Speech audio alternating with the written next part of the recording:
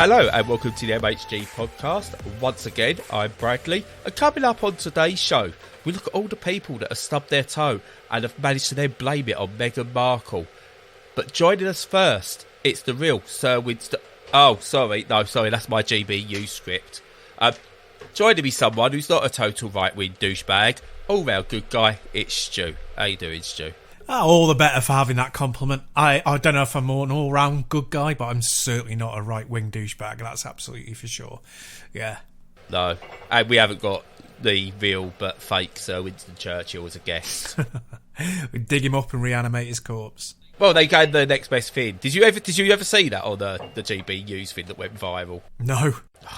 They had a lookalike actor in to play Winston Churchill on GBUs, but spoke to him like he was actually the reanimated corpse of Winston Churchill. Oh, before, at the very end, going, we better let you in on something. It's not actually Winston Churchill. Oh, you do surprise us. Jesus Christ. Audience are not as stupid as the presenters. Well, yeah. It's GBUs. And the most recent one is Dan Wootton, former Scum editor, is blaming Meghan Markle for Jamaica wanting to become a republic. Crazy.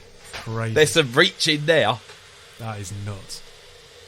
I mean, they've reached so far, they could have saved those Chilean miners. Well, they'd be reaching back through time as well. But yeah, no, that is such a reach that, the boundaries of space and time could also be broken. Plus, that'd have to save someone who's got darker skin than them, so that's not happening. That's never going to happen. What will happen, though, video games will happen. That'll do. Yeah, that'll do. That's a yeah, segue. That's all right. Yeah. What have you been playing, Stu? So, I have been playing something brand spanking new that, as of recording, only came out today, which is Ghostwire Tokyo. Oh. And Kirby Day. Yeah, Kirby Day. Yeah, that's another one. You couldn't have two opposite games, could you? You couldn't have two opposite games. No, you couldn't. No, and I couldn't buy both because you can't afford that much. But anyway, I managed to get this code really cheap. Which is the most...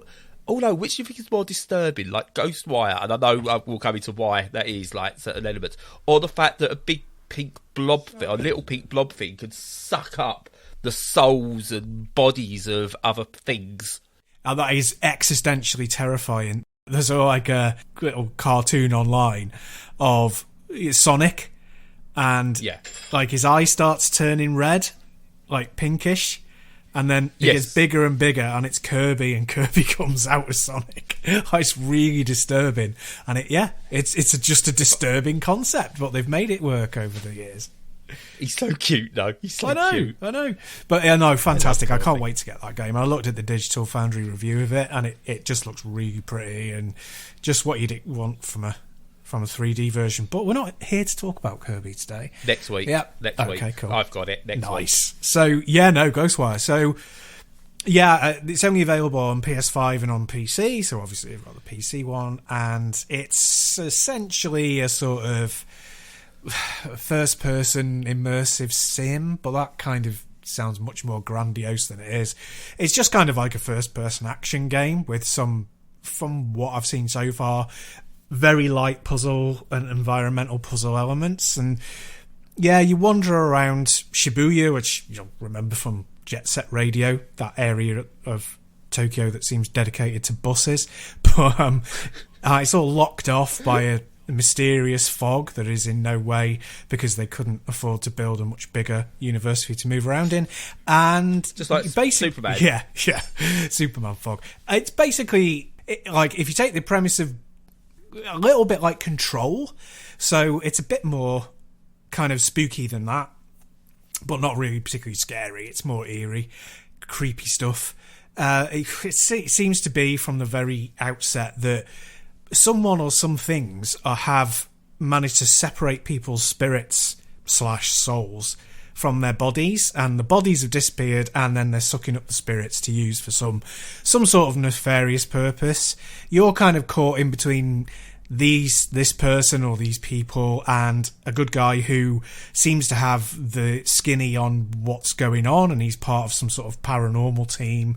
And you kind of wander around and you blast creepy looking nether creatures using magic powers from your hands. So it's, pretty standard.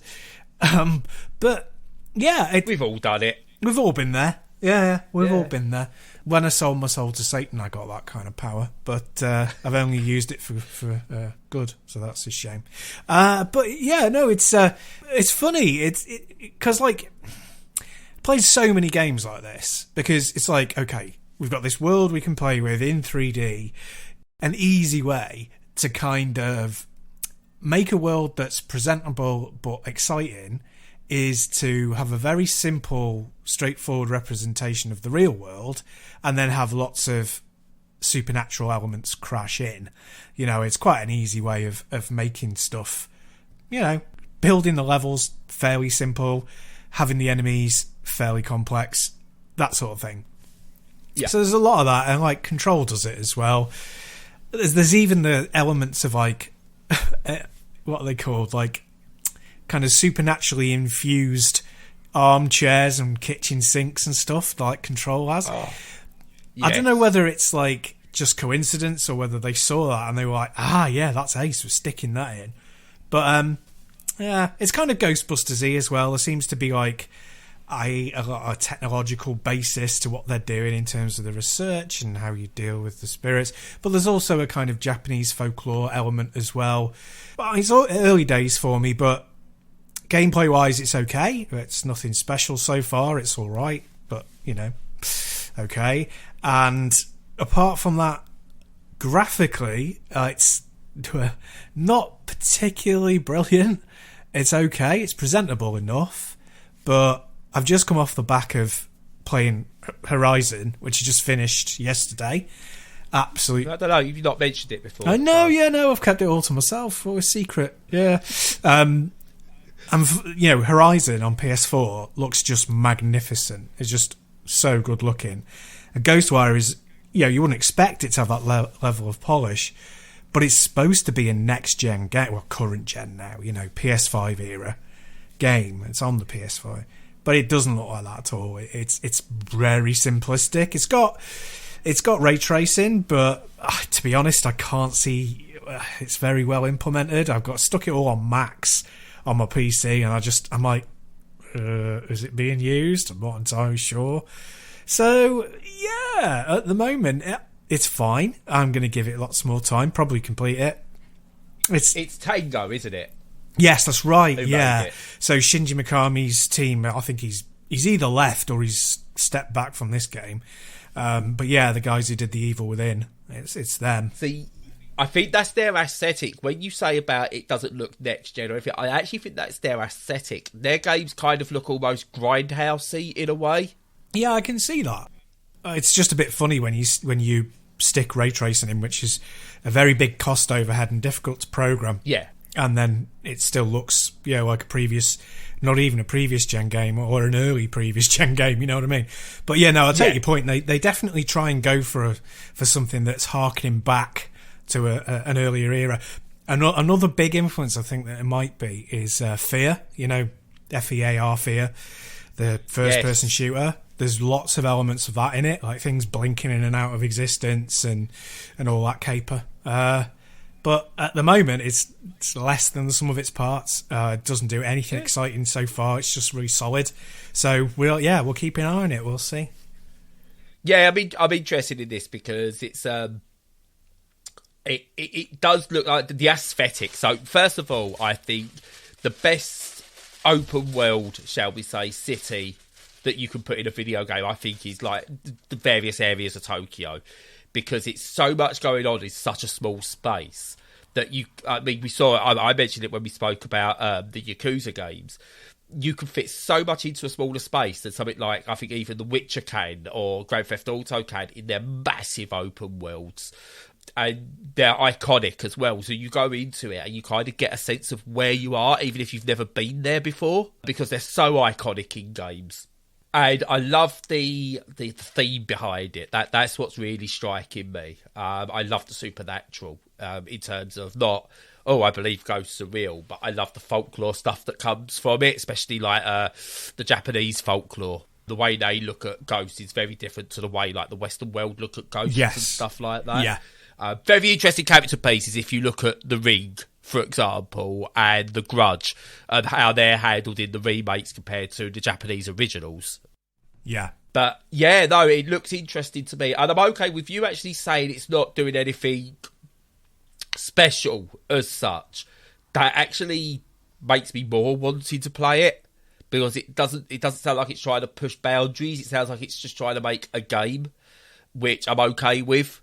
Remains to be seen. I could be getting the wrong point, but overall, I'm actually really excited to give this one a go at some point, because it feels right up my street. That I haven't.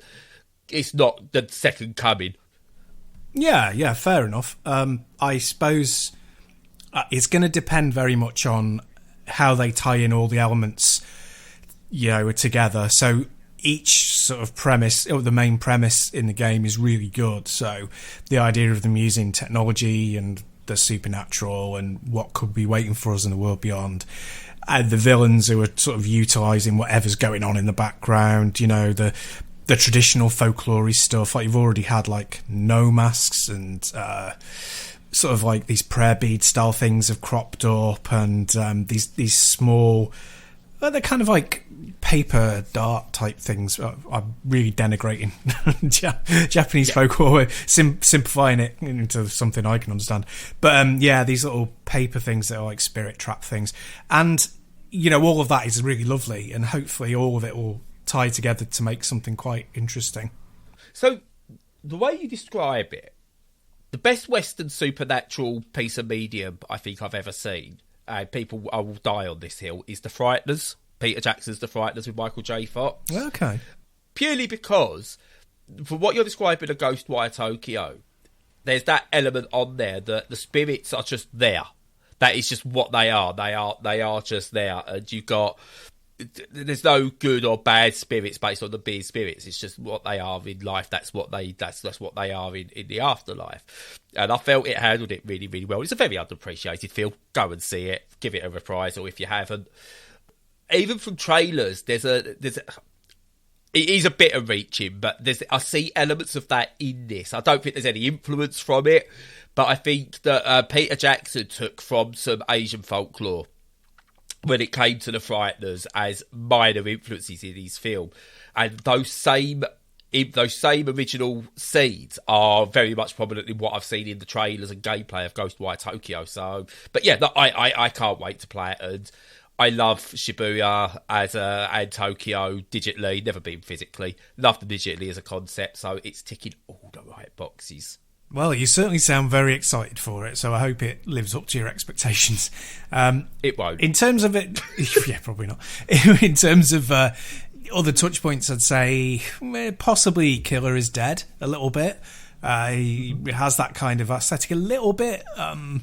That's more cartoonish than this. This has there's also a kind of...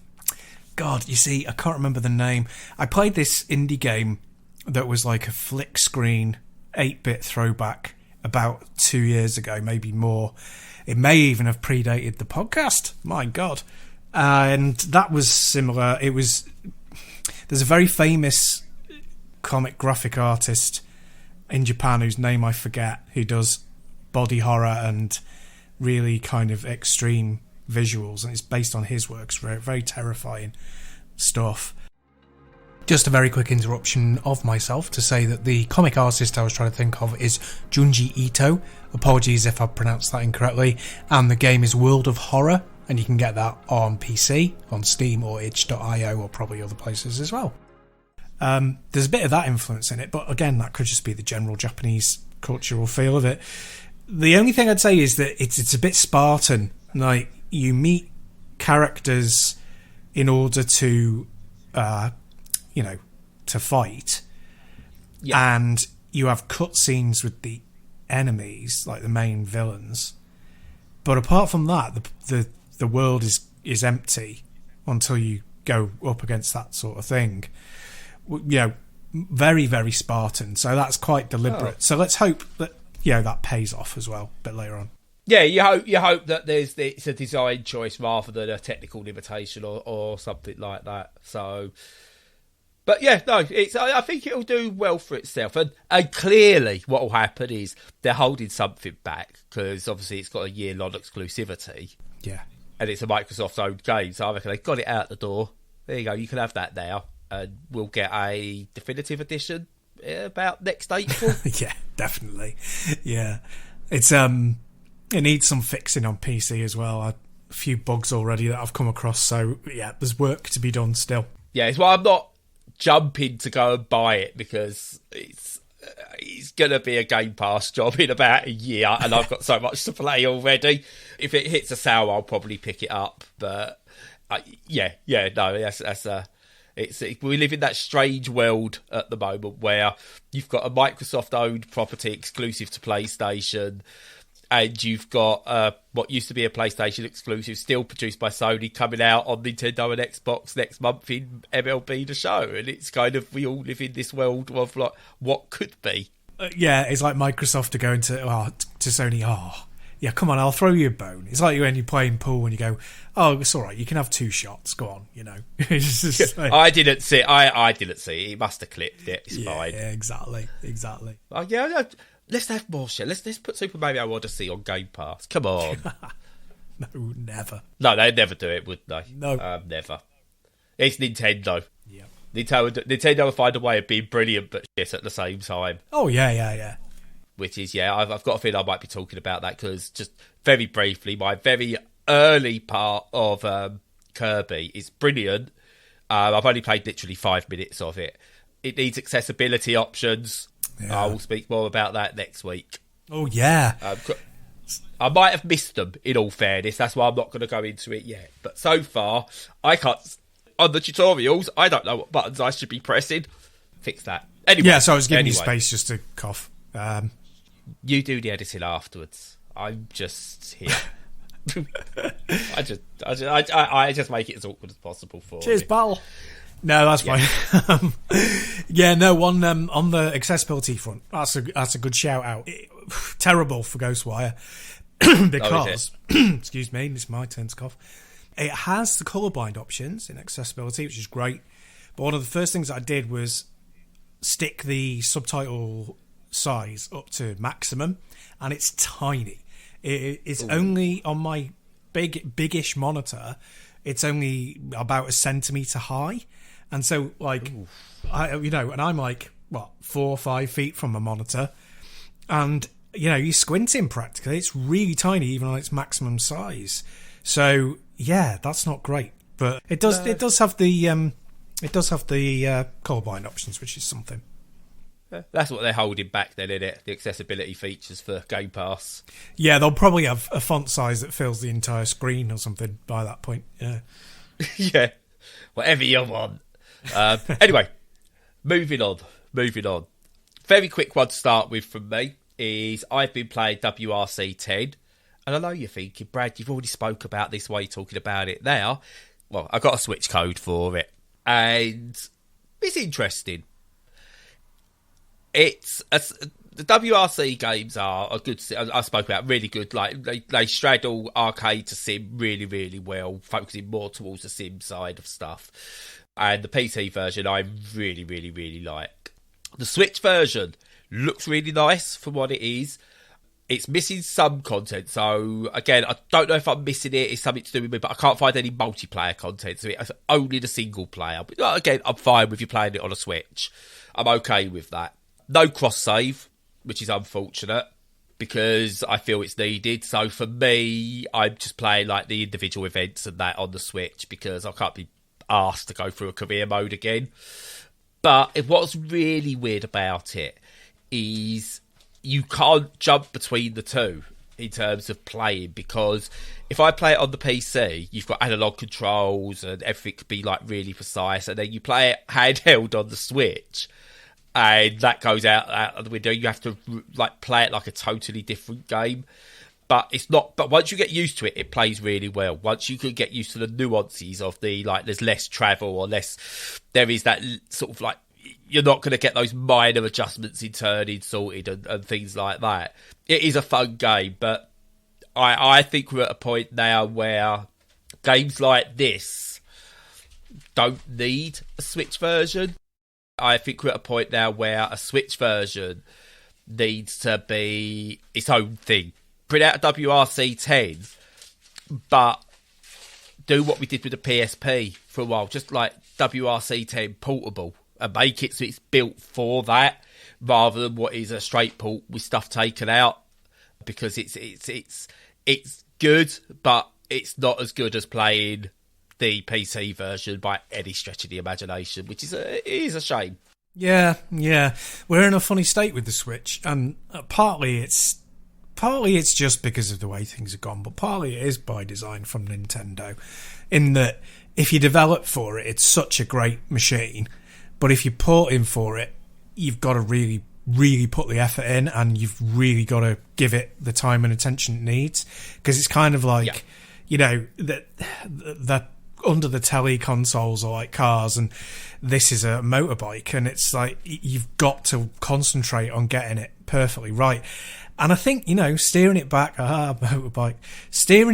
like the conversation that we always have about the cross-save thing, if you have cross-save with it, there's so much more potential there for like matching the controls. And then if you go, okay, well, it's not quite working for me on this device, then you can go, oh, okay, well, I'll turn it onto just digital only controls, whatever, on the handheld, but then I can take this over to my computer when I get the chance on my console, and you know, really hammer it and do the precise stuff that I need to do. And, you know, keeping that out of the equation is starting to look like really dated.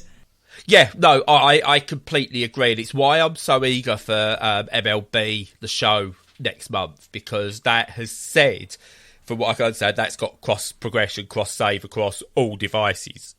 So that's PlayStation to Xbox to Switch. So, again, I'm holding a great hope that will be the future. I'm not expecting it to play as well on the Switch as it is on the Xbox or the PlayStation. But if I can use it to cross-save and cross-progress and just do some of the bits with like the road to the show stuff, brilliant. And then so I go, right, I've got a major game coming up, or I've got some major things, I'll play that on the Xbox version, and my progression carries through. That's what I want.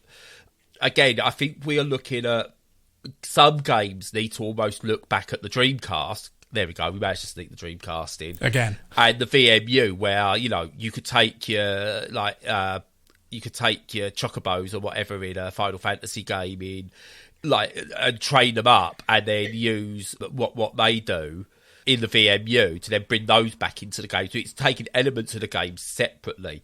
So there's no reason why, for example, the Switch version WRC 10 could be a more arcadey style affair, but you earn experience points or whatever that you can then take back into the main game as just a side thing or whatever. There's so many options you have got with it. And there's games like Hades where, fine, just do a straight cross-progression, cross-save. That's fine because it's playable.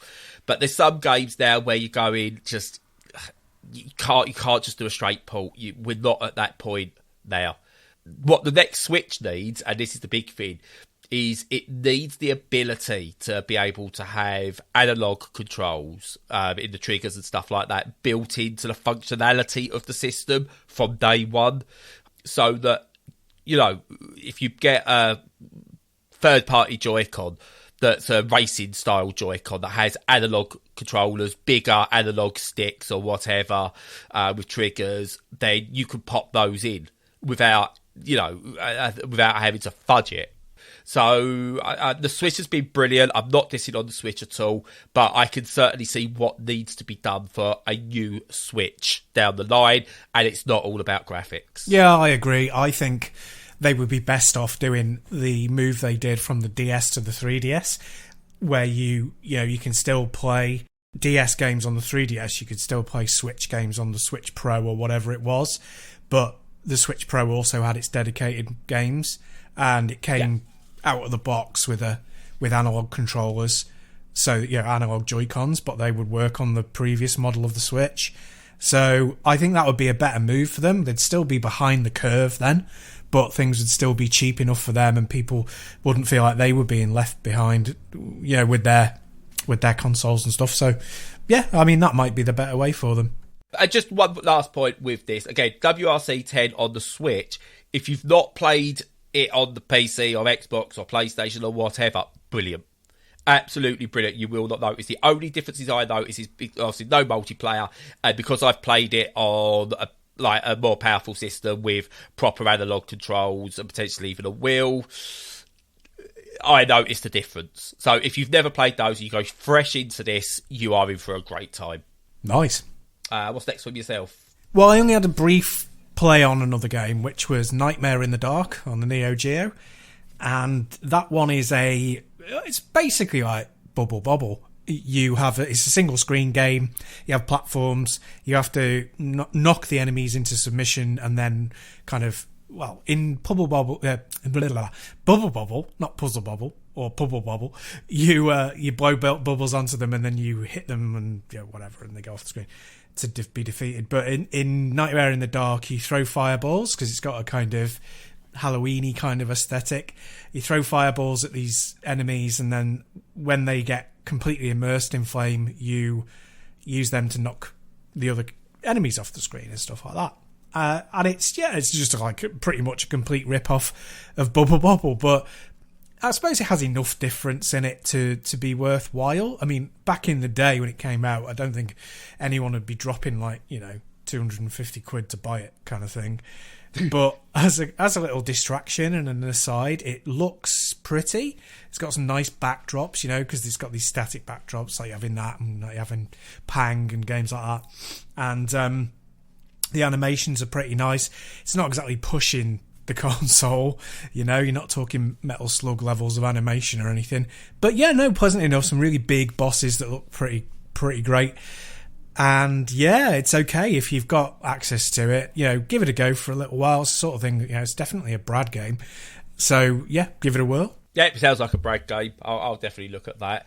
Do you know what the emulation of it's like? Like the ROM versions, do they play quite well, or we only ever played it on original hardware? I only ever played it on original, but I don't think I've ever come across any like serious issues with any emulators for Neo Geo in the past. I think there are a couple of games that struggle with emulation, but I don't think this is one of them.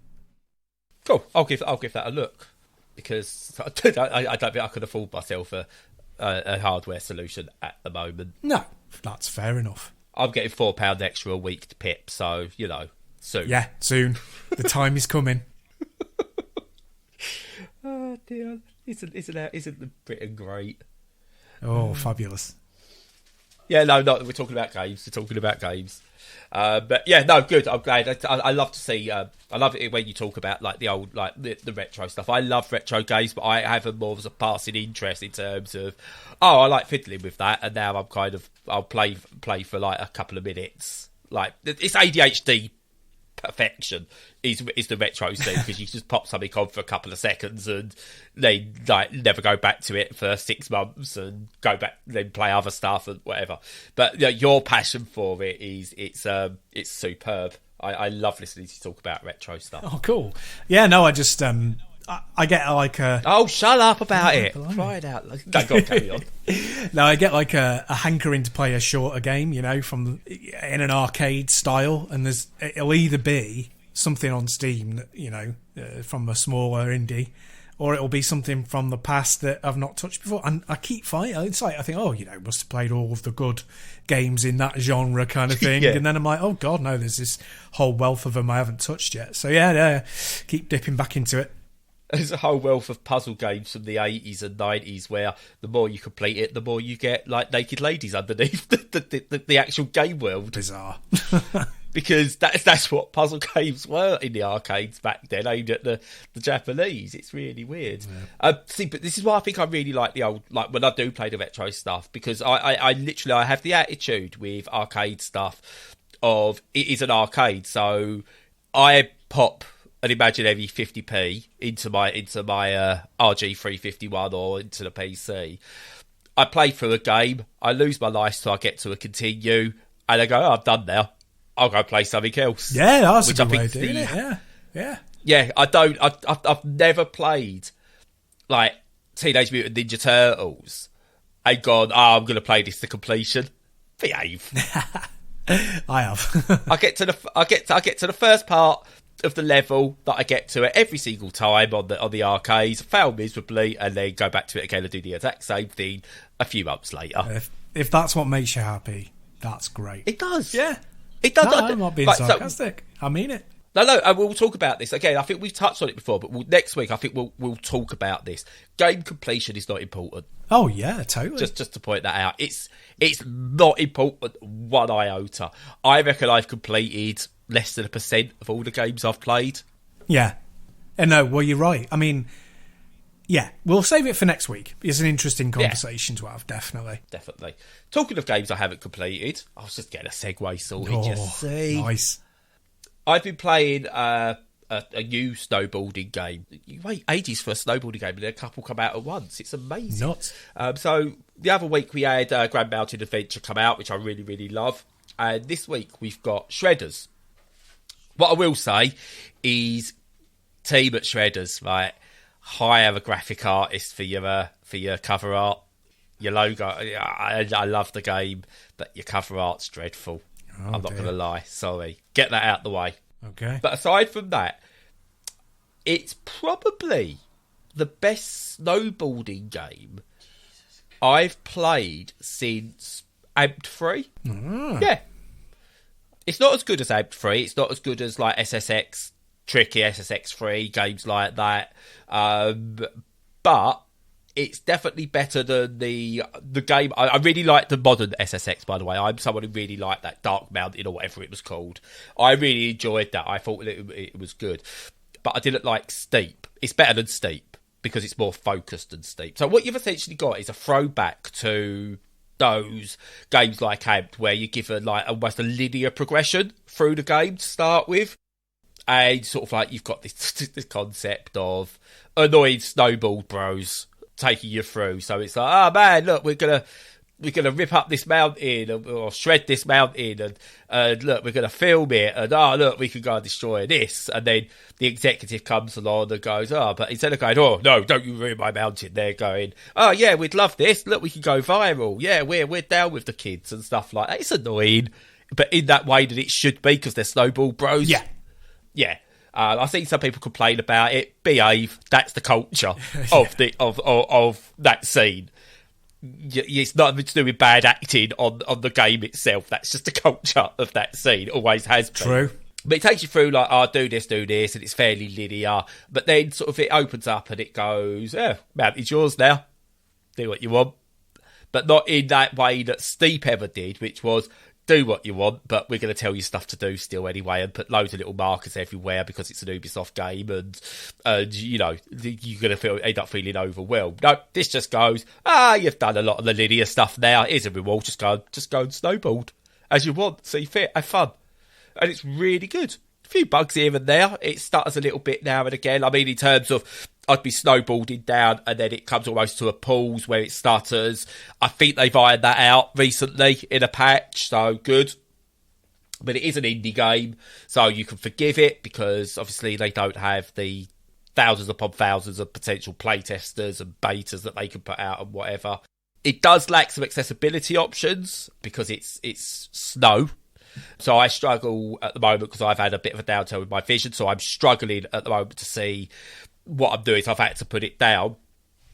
But the developers, very active on Twitter, I said what my issue was, and they gave me, can you try this as a solution, which was to start up a drone mode and change the angle of the sun so it darkens almost like the level for you.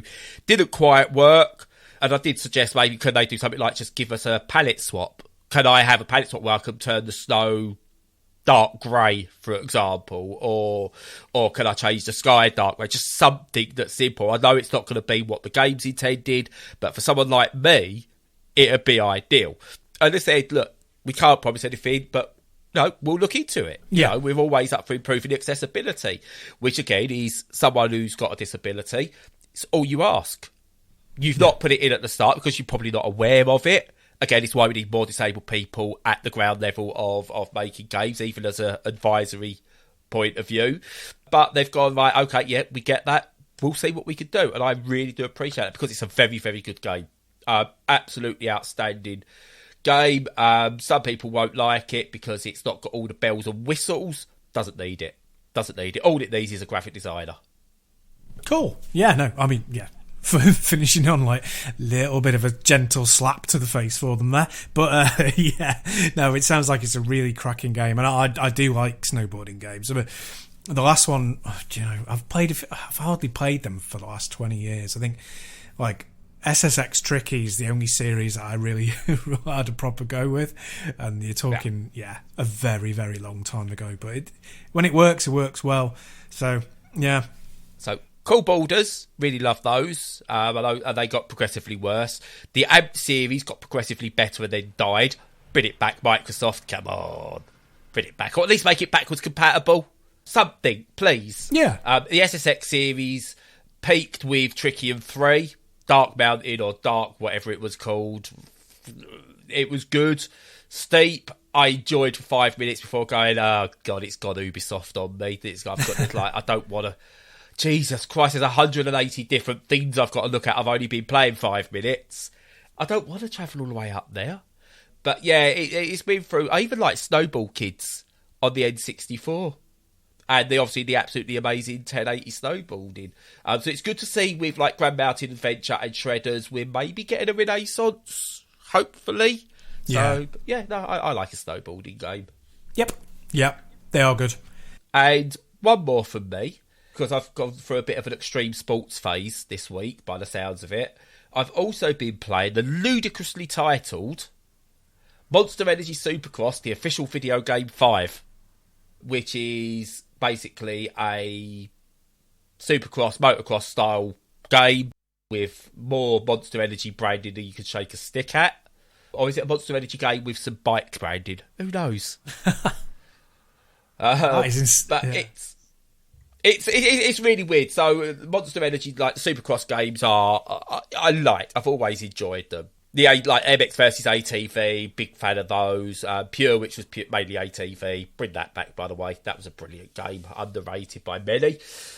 But Monster Energy Supercross is an officially licensed game on the actual series there is. It's got career mode, all the usual gubbins, single races, championships, online, training events, blah-de-blah, all different powered bikes from like the junior bikes right up to like the official like Supercross style ones.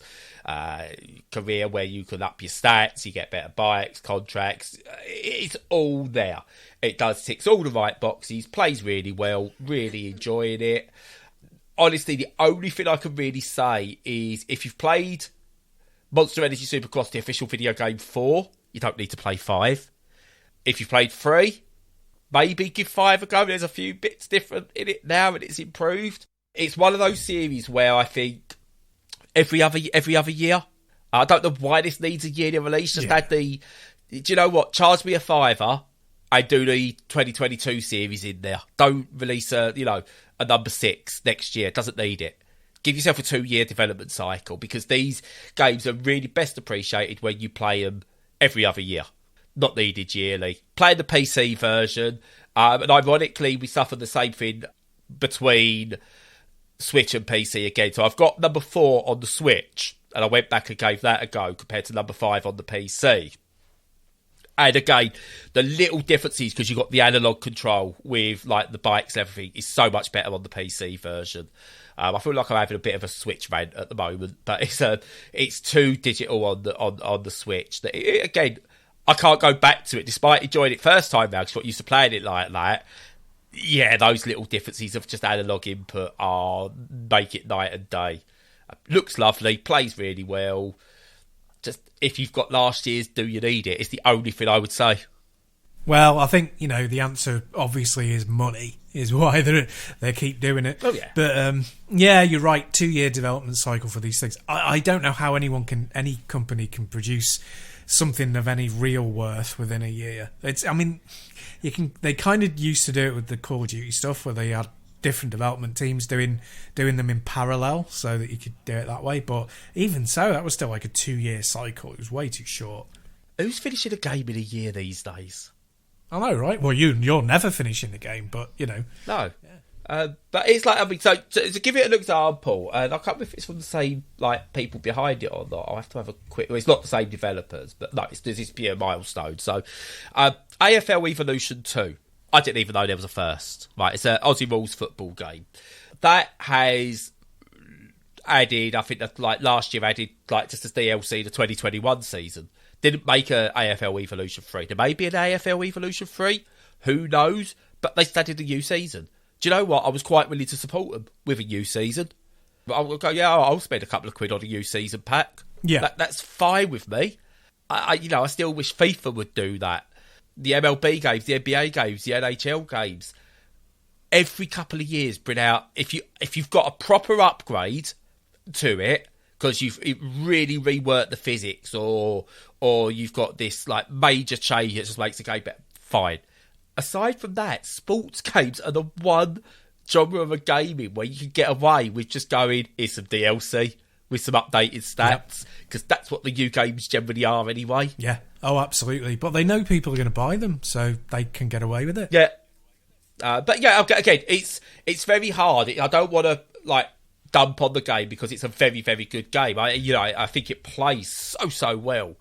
And if you've not played 4, I can't tell you not to get it because I think you should, because I think it's a really, really good game, and it definitely feels an upgrade from 3, which I also have on PC, even just visually.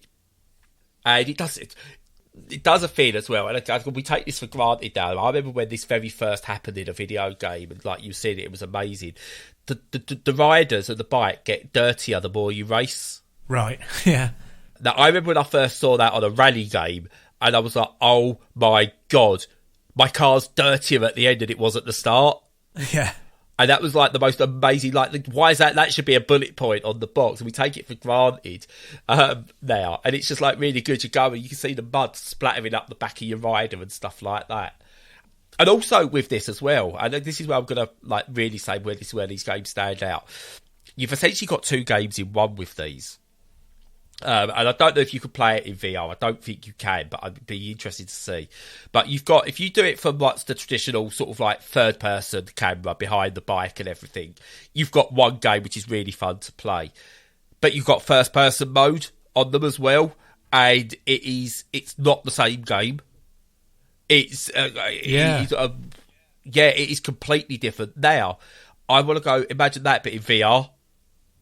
That would be pretty fantastic. Yeah, if that's what I want to see him do. You've got a really good base. Tell you what, your next game, your big selling point for Super Energy, Monster Energy Supercross, the official video game 6 that could be released in 2024, VR, because that would just be insane on a motocross game. Because at least in a car, you sat there. So you've got a shell around you, so you feel safety. But I think if you was to do VR on a motocross game, that would blow your mind. Yeah, it would be pretty damn good. There's just so little development out really for it at the moment. I think mainly because, moving over to the Quest, it's so much less powerful. It's so, comparatively. So there's little you can do. But, I always think there should be a VR mode every single game. If they can do it in Tetris, you can do it in any game. Yes, I also think what they need to do is bring all the VR units together and actually have a standard for people to develop for, because I think that becomes an issue. I look at it and go, well, how many have we got? PSVR, Quest, Oculus. I think there's a couple of others as well, isn't there? You've got so many different VR units you can have that each get developed for in a different way, which is fine for a console you try exclusivity with. But when you look at something like VR for PC, it's too expensive to have so many different options out there, especially when like the Vive is nearly $1,000. Yeah, it is. So yeah, I mean that's pretty much Monster Energy Supercross, the official video game 5 in a nutshell. Name your games better, because it doesn't exactly roll off the tongue, that one. So, but yeah, little point I want to make before we move on is I've played 3 games this week that I've spoke about, and I've had a bit of a criticism on all 3 of them. Now, a bit of a discourse I've seen online of late is people criticise a game. They feel like it's a bad game. Someone doesn't like this game at all. Right, it's okay to criticise aspects of a game. Doesn't mean it's a bad game.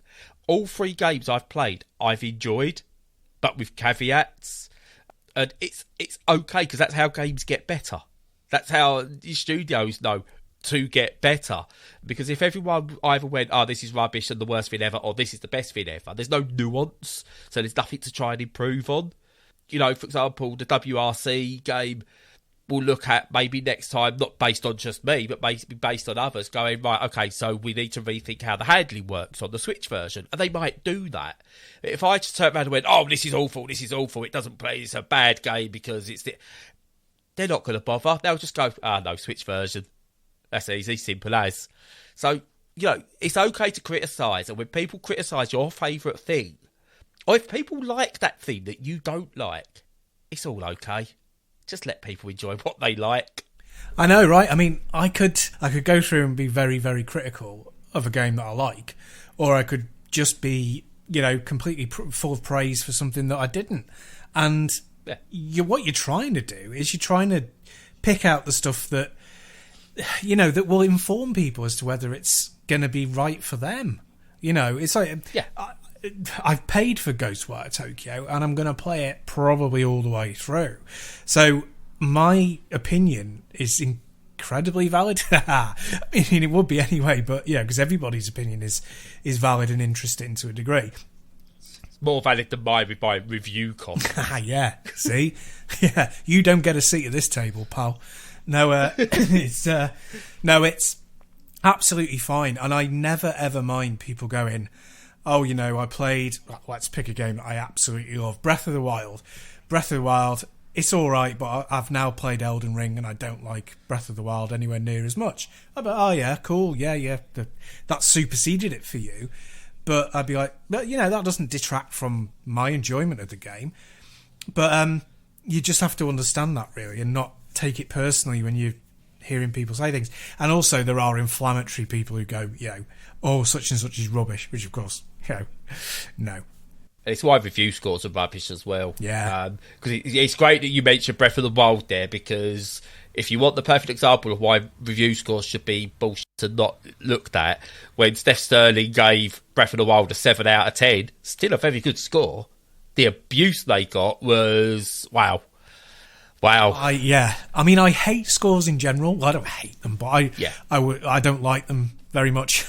But yeah, the scoring system where a 7 ends up being the average, that's so lazy. I'm not saying that in terms of, you know, James Definitely Sterling's review. I think from them, it was a considered score.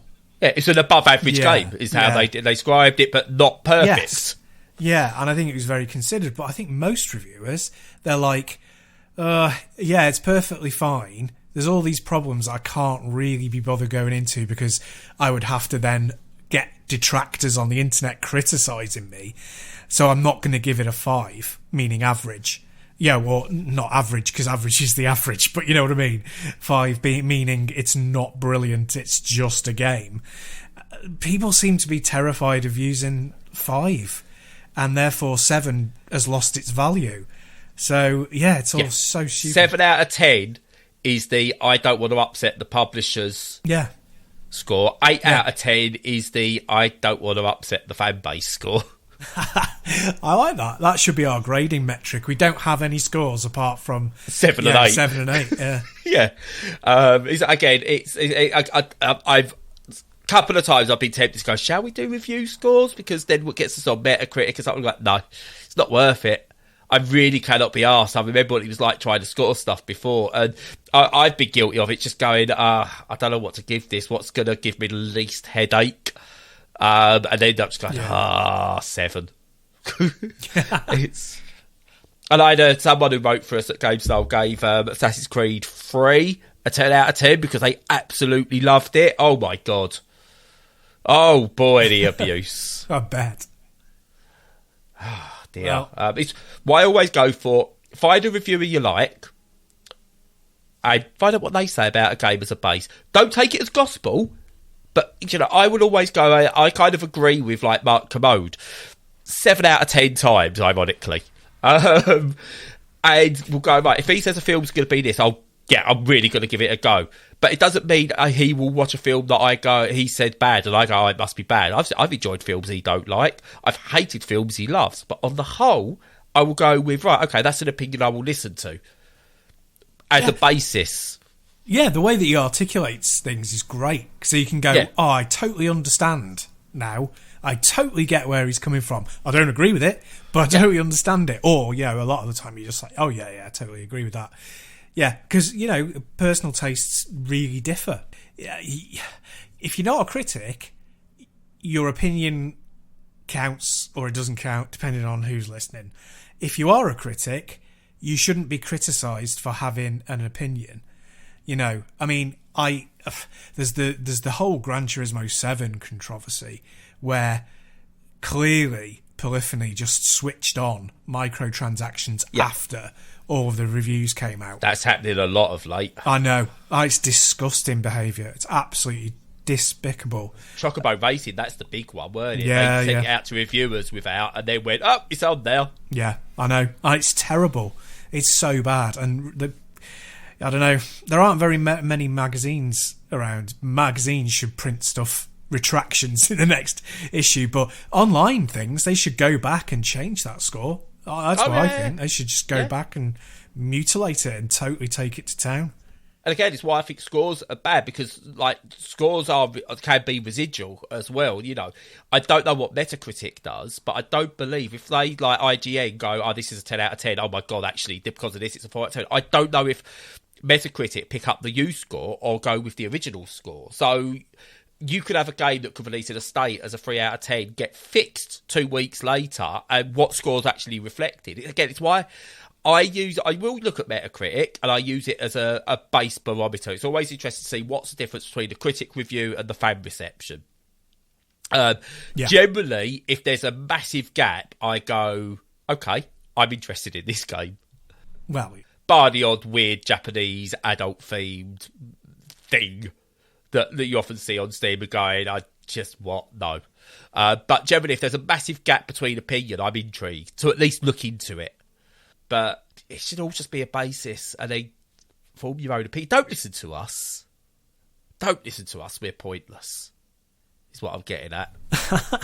The thing is, it's like even if you have an infinite amount of money, you haven't got an infinite amount of time.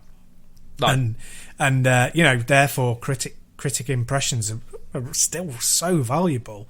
Yeah. So valuable. And to denigrate what they're doing just because they don't agree with you is childish. It's just immaturity. Yeah. Also, with Kermode and Mayo retiring for BBC 5 Live, do you reckon we could get in there? I think it'd be the perfect fit. I mean, it'd be less wittertainment, more tittertainment, but, Titheadtainment. Titheadtainment, yeah. I mean, you'd be the perfect Mayo, obviously. I'd be like Mark Kermode's ADHD third removed cousin, who he doesn't talk about.